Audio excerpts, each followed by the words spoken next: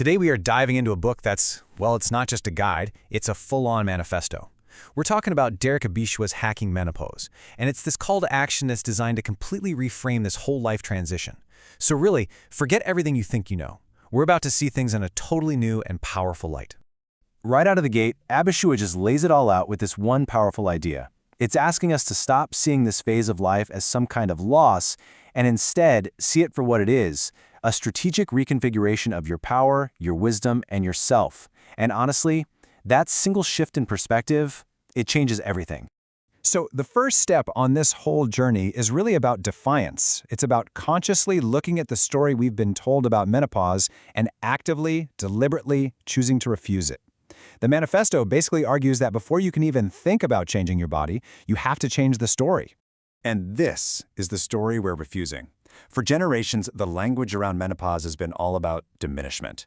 It's been treated like a disease, right? Something discussed in sterile rooms with words like symptom and disorder. It's this narrative that makes women feel broken when, as Abishua argues, they're just reconfiguring. Okay, so how do you even start to change the story?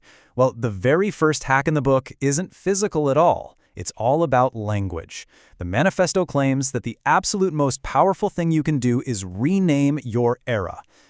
Take the power back from the clinical term and define it for yourself. I mean, just look at this contrast. It's so stark. On one side, we've inherited this passive, kind of depressing language. The twilight years. Really? As if the sun is setting on your entire life? But on the other side, the manifesto offers this active, vibrant, and empowering new vocabulary. And this isn't just playing with words, it's a strategic shift in how you see your own power. Let's just take one of these as an example. The second spark. This is brilliant. It perfectly illustrates the concept.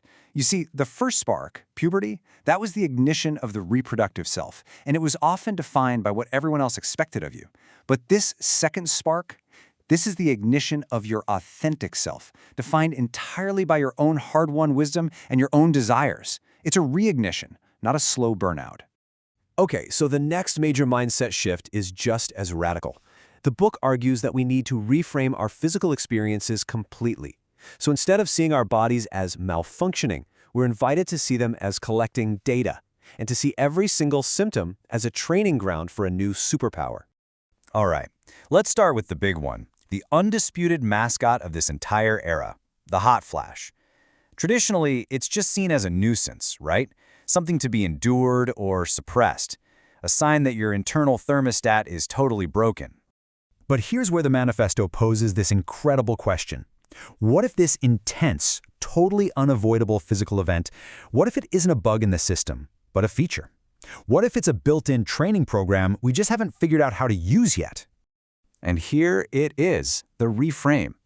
Think of it as an internal sauna. Now, in a real sauna, you voluntarily expose yourself to heat to build resilience. Abishua argues that hot flashes are the exact same thing. Free, totally unscheduled training sessions that build your capacity to stay calm under intense pressure. Your superpower becomes equanimity. How cool is that?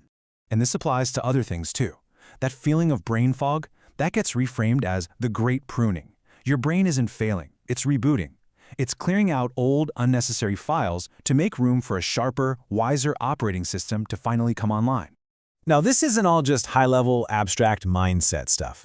The manifesto is totally grounded in a practical, actionable toolkit that's designed to support this powerful new reconfiguration. And this graphic really lays out the two-pronged approach perfectly. The mindset shifts we've been talking about, that's the why. It's the philosophical foundation for this new era. But the practical toolkit, that's the how, the actual, concrete actions that bring these powerful ideas into your daily life.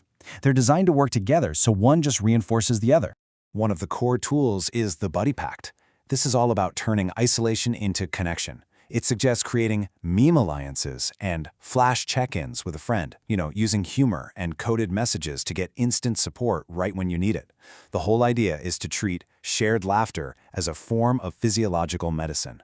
Next up is fitness, but with a totally revolutionary twist. Strength First Fitness actively rejects that whole cultural narrative that a woman's body is something to shrink or fight against as it ages. So instead of focusing on weight loss, the goal shifts to building power.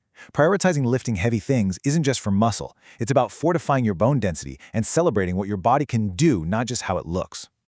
And here's a beautifully simple but incredibly powerful tool, the Forget It Notebook.